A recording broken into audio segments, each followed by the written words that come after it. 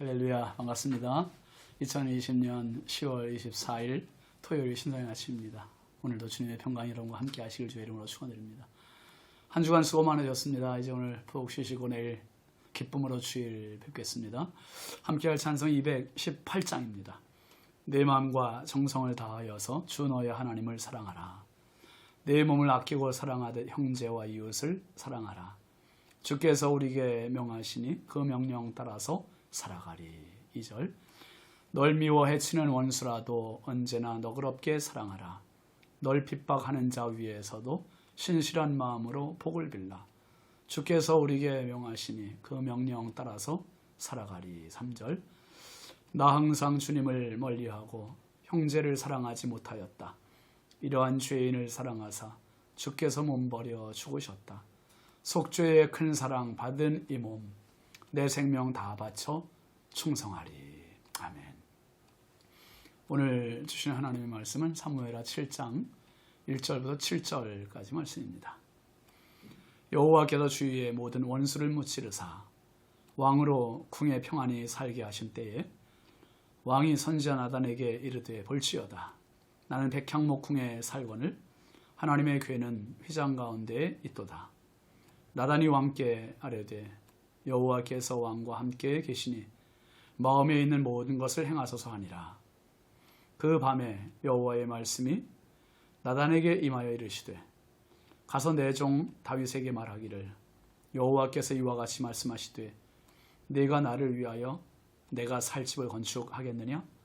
내가 이스라엘 자손을 애굽에서 인도하여 내던 날부터 오늘까지 집에 살지 아니하고 장막과 성막 안에서 다녔나니 이스라엘 자손과 더불어 다니는 모든 곳에서 내가 내 백성 이스라엘을 먹이라고 명령한 이스라엘 어느 지파들 가운데 하나에게 내가 말하기를 너희가 어찌하여 나를 위하여 백향목집을 건축하지 아니하였느냐고 말하였느냐.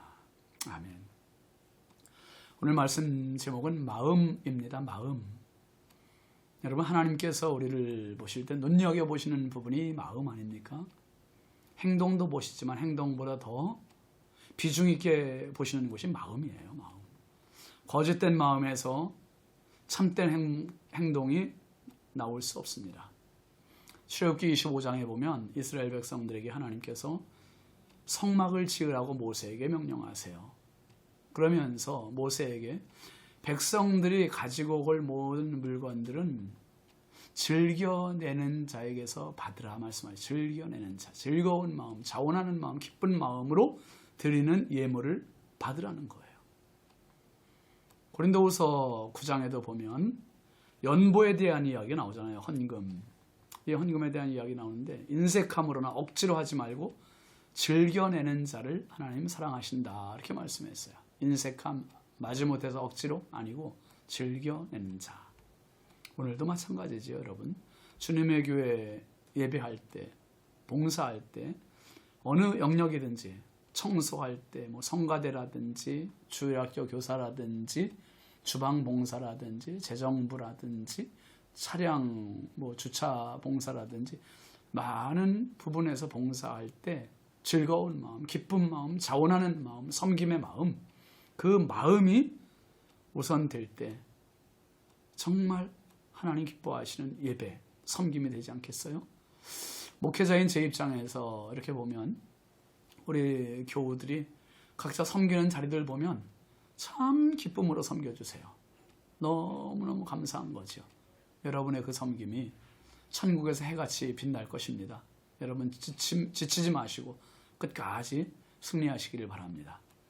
오늘 다윗을 한번 보세요. 70년 만에 하나님의 법궤를 아비나답의 집에서 옮겨와요. 다윗성으로 옮겨왔잖아요. 옮겨오고 보니 이 법궤를 보관할 만한 곳이 마땅치가 않은 거예요. 그냥 휘장 아래, 그 천막 아래다가 이게 보관을 하고 있는 그런 실정입니다. 이 법궤가 들어올 때 다윗이 어떻게 맞이했습니까? 힘껏 춤을 추면서 마음과 기쁨으로 영접을 했는데 막상 법궤를 보관할 자리가 없는 겁니다. 그런데 오늘 말씀 1절을 한번 보면 이런 말씀이 있어요. 여호와께서 주위의 모든 원수를 무찌르사 왕으로 궁에 평안히 살게 하신 때. 하나님의 도우심의 은혜가 있는 겁니다. 다윗이 태평성대를 누릴 수 있는 것은 전적인 하나님의 은혜였어요. 하나님의 도우심. 하나님께서 주변 모든 원수들을 다 무찔러 주셨대요. 그래서 다윗이 궁에 평안히, 다윗이 오랜만에 망중한 같은 시간을 보내고 있는 거죠. 분주한 시간들 뒤로 하고 하나님께서 평안히 살게 하신 이 은혜. 여러분, 원수를 무찌르는 것은 하나님의 도우심이 있어야 가능해요. 하나님의 도우심의 은혜 없이는 우리의 날이 결코 평안할 수가 없어요. 평생 여러분의 인생길에 우리 하나님의 도우심의 은혜가 가득하시기를 바랍니다. 하나님께서 오늘도 내일도 평생 도와주셔야 돼요. 도와주셔요. 이쯤 되니까 다윗이 하나님을 향한 죄송한 마음이 드는 거예요. 죄송한 마음. 어떤 죄송입니까? 2절 3절 보세요. 왕이 선지자 나단에게 이르되 볼지어다 나는 백향목 궁에 살거늘 하나님의 교회는 휘장 가운데 있도다. 나단이 왕께 아뢰되 여호와께서 왕과 함께 계시니 마음에 있는 모든 것을 행하소서 하니라. 다윗 왕이 나단 선지자에게 말하는 거예요. 나는 백향목 궁에 거하는데 하나님의 교회는 휘장 가운데 천막 안에 있다. 일종의 가책이지요. 양심의 가책. 미안한. 다윗은 건강한 마음의 소유자입니다. 또 믿음의 소유자예요. 나보다 먼저 하나님을 생각하는 사람. 이런 모습이 여러분 정상 아닙니까? 나는 호의호식 하는데 주님의 교회가 지금 다 쓰러져 가요. 그런데 전혀 가책이 없다면 그 양심에 화인 맞은 사람이에요. 나는 지금 편안하게 잘 살고 있고 부유하게 살고 있어요. 그런데 교회에 목회자는 사례비도 못 받아서 지금 어려움을 당하고 있다. 그런데도 가책이 없다. 이게 심각한 문제 아닙니까?